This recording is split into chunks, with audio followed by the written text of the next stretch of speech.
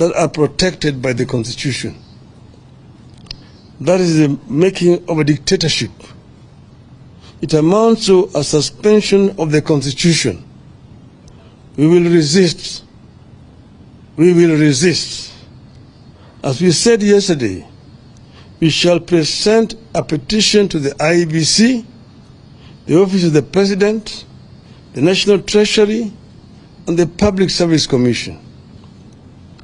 We repeat that the only violence and destruction of property that have taken place during our activities are when the police invade our marches and when Gachagua's hired goons to invade the Kenyatta family farm and stole sheep and cut down trees. Mr. Gachagua and Mr. Kamau Ichung'wah are themselves charged with sending goons to go and invade a farm and also a business premises, and no action has been taken by these police officers against them. It is instructive that to date, nobody has been arrested over that invasion of the farm. Nobody has been arrested over the destruction of Spectre International factory by goons hired by the same Gachagua. The state cannot purport to ban our activities on the grounds that it is protecting public property, while at the same time sponsoring the destruction of property in another corner of the city. So these demonstrations, as I've mentioned, are going to be peaceful demonstrations. Mr. Ruto, even today, has repeated that they are stand banned, that he's going to protect people's properties. We assure him there's going to be no destruction of people's properties. That is just an excuse. We assure Mr. Gachagua there will be no destruction of people's properties. Our people have been told to be peaceful. They're not even going to go to where people's places are. We're not going to markets. We're not going to shops. We say we are going to assemble at the Central Park in the city of Nairobi and march to the IBC headquarters and present a petition there. March to the office of the President along Uhuru Highway and present a petition. And also go to the Treasury buildings. There are no businesses along those streets.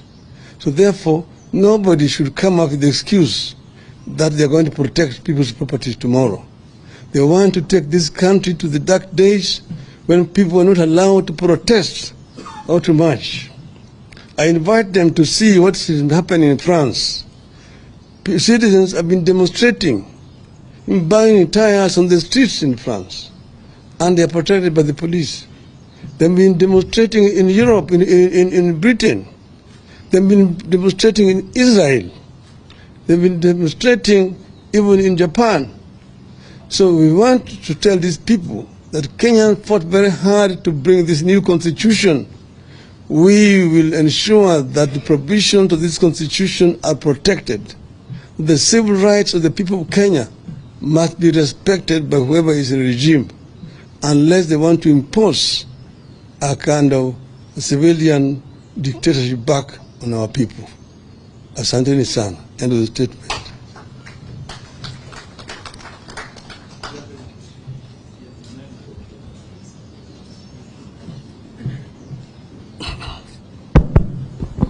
My name is Emmanuel Tor from KTN News. Just one question. Your previous attempts to access the CBD were unsuccessful. Okay. Raise your voice. All right. My name is Emmanuel Tor from KTN News. Your previous attempts to access the CBD were unsuccessful, and tomorrow you've targeted at least 4 government installations. How are you going to do this time around, and how are you going to access? Thank you. Well, of course, you know where those institutions are. Last time, we were barred from entering CBD. We therefore were forced to actually go on the periphery of the towns. We never chose to go to places like Mathare, or to Kawangware, or Kangemi, or Kibra, Mukuru Kwanjenga, pipeline and so on. But we were denied access to the CBD, where we had applied to go and peacefully demonstrate and present our petitions to the authorities concerned. Today they are actually trying to repeat the same thing.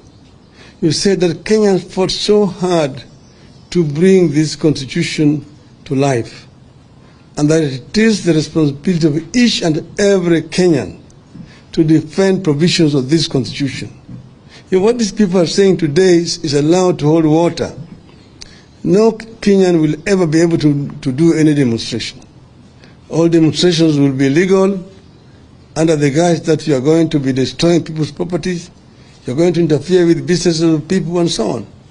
So they are trying to create a very, very dangerous precedent, and this must be resisted by all means. Last question. Yes. The Prime Minister